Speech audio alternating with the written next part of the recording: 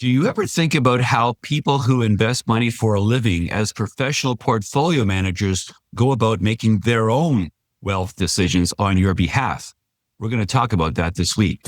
This is Make Better Wealth Decisions, a podcast about financial blind spots, decision-making, and how the reality of higher rates, global tensions, and tariff instability impact your investments. I'm your host, John DeGuy, a portfolio manager with Design Securities in Toronto.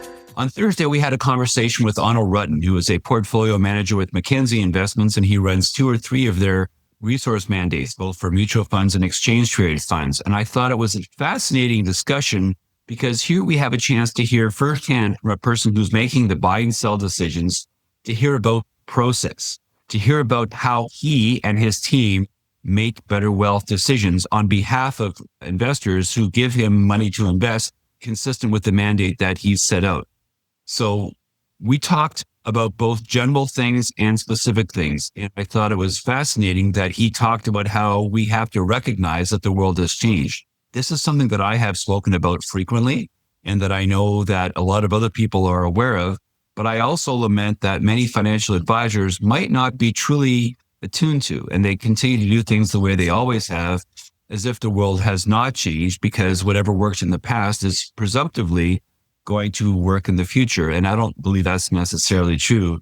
There's a certain degree of recency bias in the way people give advice because they just say, well, this is what worked in the past. Ergo, we believe we can extrapolate and that this will work in the future. It may be true, but it's not necessarily true. One of the things that Onno talked about is that the world has changed as a result of tariffs and deglobalization and reshoring and friendshoring and the need to reindustrialize the Western world. That's not only North America, but also Japan and Western Europe, because supply chains that we've relied on, mostly just getting things from China, are being disrupted, and that we now need to find new ways of getting things done. It might not be efficient. It might cost a bit more, but it's going to happen, and we need to recognize that that's part of what's going on.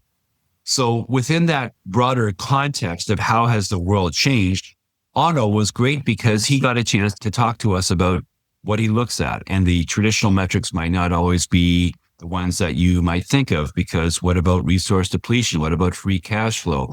The things that ordinary investors, oftentimes even very intelligent, self-interested, motivated investors might overlook because they don't have expertise in the field and because their wealth decisions are being made within things that they are aware of. And by definition, you can't really control things if you're not aware of them.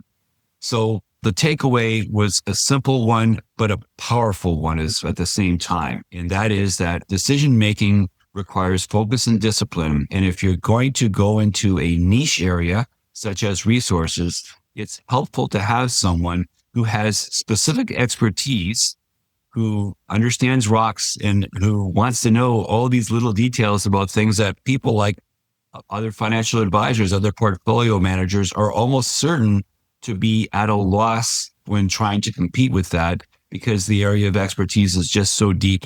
And it's the sort of thing where if you want deep expertise, you very well may need to find someone, pay up, and get an active manager who can hopefully do that. One of the things I should also mention, and Onno said this too, and is that I don't believe in active or passive as an absolute. My default in most instances is toward passive, where markets are highly efficient and broadly diversified and so forth.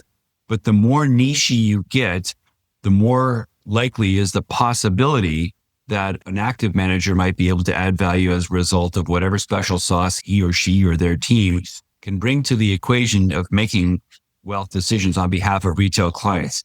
I'm not here to advocate for one or the other. I am, however, going to advocate for making purposeful decisions. Think about it yourself. What are your views? Do you want an all-active portfolio? Do you want an all-passive portfolio? Maybe you should be passive for broad benchmarks and active for niche things, and mix and match in order to suit your taste and to your risk preference and your risk tolerance. I'm not saying there's a right answer. I'm saying it's the sort of thing that you should consider when making better wealth decisions. This podcast is not to be construed as offering specific investment advice. Please consult a qualified advisor before acting. My books, Stand Up to the Financial Services Industry and Bullshift, are available online. If you'd like to meet to discuss how the topics in this podcast affect you directly, please visit my website,